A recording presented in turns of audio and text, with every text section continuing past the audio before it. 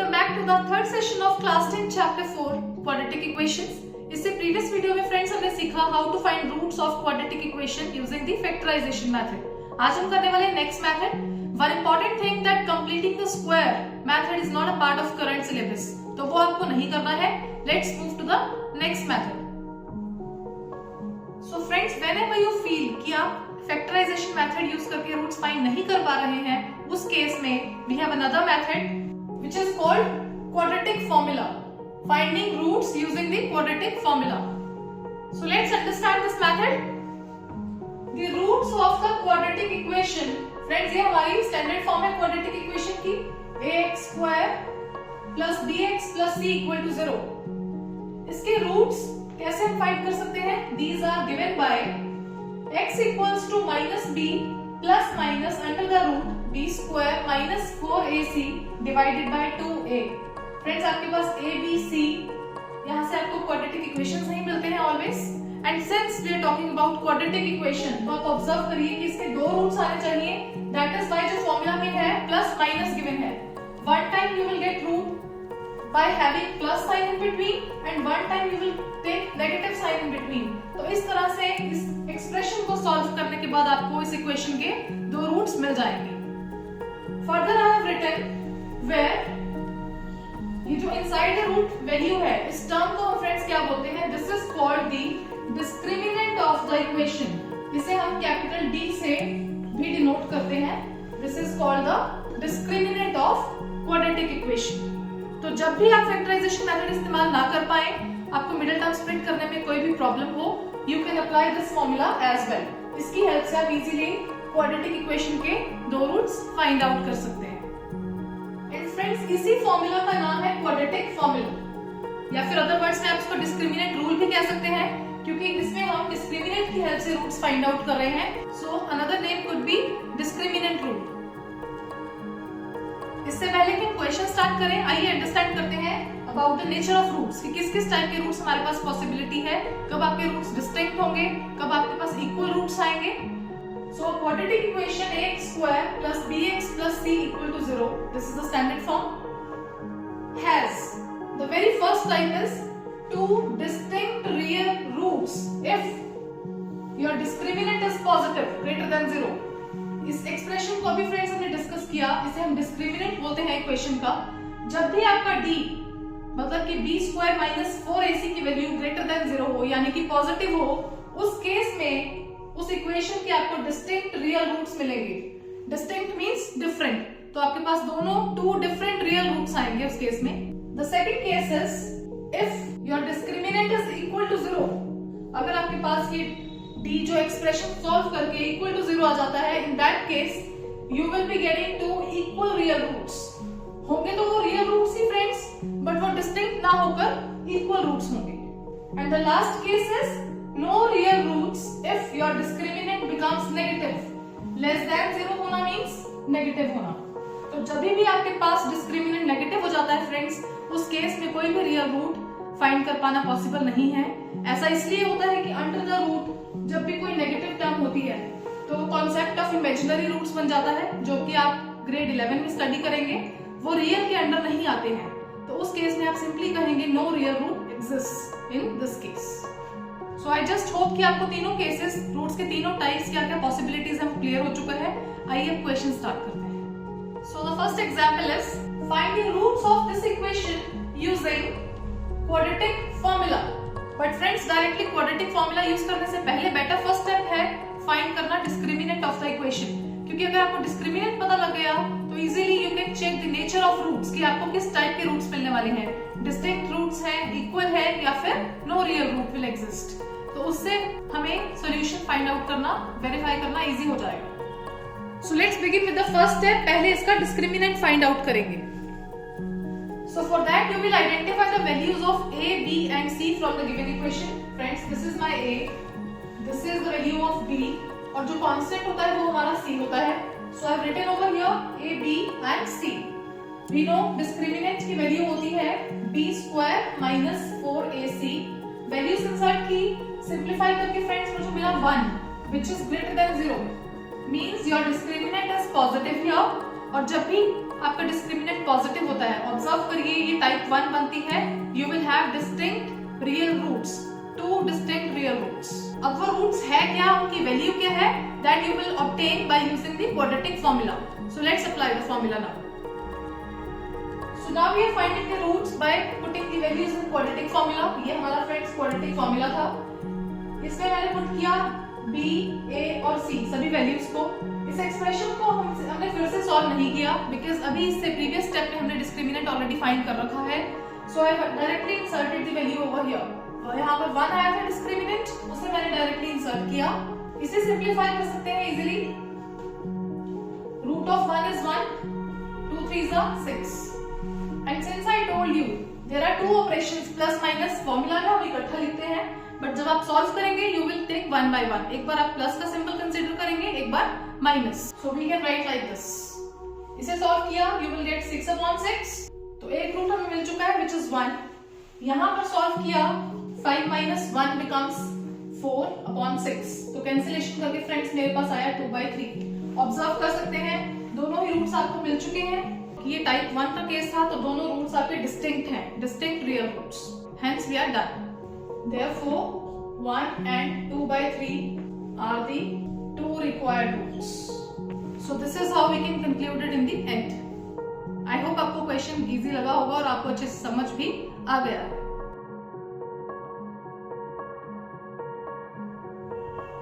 Next हम start करने वाले हैं exercise 4.4। So the first question is find the nature of the roots of given quadratic equations and if real roots exist then find them। तो पहला step आपका वही है, using the discriminant आप फाइंड करेंगे nature of roots क्या है। अगर फर्स्ट टाइप या सेकंड टाइप दोनों में से कोई एक केस है तो of course real root exist करते हैं और आप उसको फाइंड करेंगे। थर्ड केस ऐसा था जिसमें रियल रूट एग्जिस्ट नहीं करता था, तो उस केस में आपको फाइंड आउट करने की आगे जरूरत नहीं है। So let's start with the first sub part. So the equation is 2x square minus 3x plus 5 equal to 0। पहला काम वही है ABC को आइडेंटिफाई करना। डिस्क्रिमिनेंट के फॉर्मूला में इंसर्ट किया b square minus 4ac। इसको सिंपलीफाई करके मुझे मिला -31। फ्रेंड्स जब भी आपका डिस्क्रिमिनेंट नेगेटिव हो, I have written this is less than 0 which means negative discriminant। तो ऑफ कोर्स ये टाइप 3 है, no real root will exist. और अगर कोई रियल रूट एग्जिस्ट ही नहीं करता तो आप उसको फाइंड कैसे करेंगे, राइट? मींस आपको कुछ भी फाइंड आउट आगे नहीं करना है। You will stop there and then।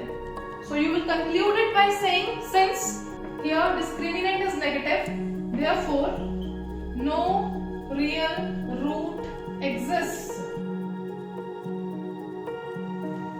Now in the second sub part, this is my given equation। On the same steps friends आपने ABC आइडेंटिफाई किया, उसको इसमें पुट किया एक्सप्रेशन में b square minus 4ac। Simplify करके observe करें आपका d यहाँ पर 0 आ चुका है। So this is clearly type 2। जब भी डिस्क्रिमिनेंट 0 होता है you will get 2 equal real roots. तो मैंने लिखा it has 2 equal real roots, और वो रूट्स क्या है वो हमें आगे फर्दर फाइंड आउट करना है। So let's do this using the quadratic formula. तो फ्रेंड्स मैंने यहाँ पर क्वाड्रेटिक फॉर्मूला लिखा और वैल्यूज इंसर्ट की। क्लियरली ये एक्सप्रेशन हम पहले सॉल्व कर चुके हैं। फर्स्ट स्टेप में डिस्क्रिमिनेंट हमारा 0 आ चुका था, so directly I have put 0 under the root, क्योंकि रूट के अंदर हमारी डिस्क्रिमिनेंट की ही वैल्यू होती है। इसे फर्दर सिंपलीफाई करेंगे, square root of 0 is 0 and this will become 6। अब आप 0 प्लस माइनस 0 करेंगे, it is not going to impact it, तो इसका कोई रोल नहीं है। We are just left with this expression. इसे सिंपलीफाई किया, you will get 2/√3 and I will write it 2 times। Why? Just to show you कि जो हमने अभी इसके फर्स्ट स्टेप में डिक्लेयर किया था, it will have 2 equal real roots। तो लीजिए इसके दोनों रूट्स ही सेम आ चुके हैं, it has real equal roots। So this is your type 2। When discriminant is 0, you will have 2 equal real roots। The next question is find the value of k so that the equation has 2 equal roots।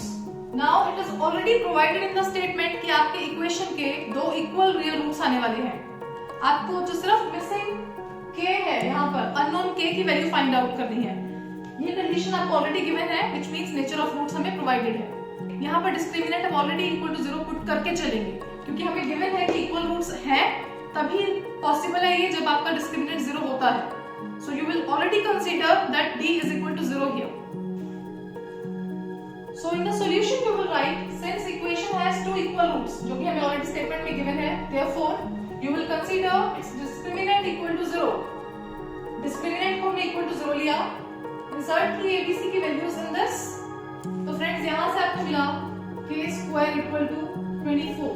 क्योंकि quadratic है, इसकी degree 2 है तो आपको यहाँ से दो values मिलेंगी. रूट को सॉल्व करके you will get plus minus under the root 24 और रूट को हम सिंप्लीफाई कर लेंगे फर्दर. इस रूट को सॉल्व करके मुझे मिला 2 रूट 6. तो आपके पास k की दो वैल्यूज आ चुकी हैं, एक प्लस 2 रूट 6, एक है माइनस 2 रूट 6. तो इस तरह से आपका अननोन k सॉल्व हो चुका है. तो आपको बस कुछ नहीं करना है इस क्वेश्चन में. ऑलरेडी इक्वल रूट्स की कंडीशन गिवन थी, मैंने डिस्क्रिमिनेंट को इक्वल टू 0 पुट किया. इंसर्ट की वैल्यूज k की टर्म्स में इक्वेशन आ चुकी है और वहां से आपको k को सिंप्लीफाई करके उसकी वैल्यूज मिल गई. This is extremely important type from examination point of view.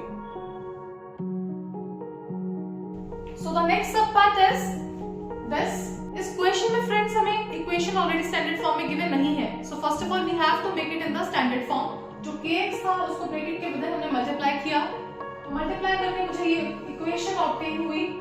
अब हम इसमें से ABC आइडेंटिफाई इजीली कर सकते हैं और मैंने ABC की वैल्यूज को डिस्क्रिमिनेंट में पुट किया क्योंकि क्वेश्चन सेम है that equation has two equal roots, so we have to put discriminant equal to 0. तो मैंने लिखा now take b square minus 4ac equal to 0. I have inserted the values of a, b and c in this equation और मुझे ये equation मिली. अब हम इसे simplify करके जो अननोन मिसिंग k है उसको फाइंड आउट कर लेंगे. फर्क इतना था कि इक्वेशन को पहले हमें स्टैंडर्ड फॉर्म में कन्वर्ट करना पड़ा. यहाँ पर इक्वेशन सिंप्लीफाई करा फ्रेंड्स, आपके की दो वैल्यूज ऑब्टेन हुई 0 and 6. पर ध्यान से ऑब्जर्व करिए, अगर k ही 0 हो गया तो ये पूरी टर्म 0 बन जाएगी. So it will no longer be a quadratic equation. तो ऐसा तो पॉसिबल ही नहीं है, which means you have to reject this value of k. k 0 नहीं हो सकता, तो k की एक ही पॉसिबल वैल्यू है which is 6 here. That's it.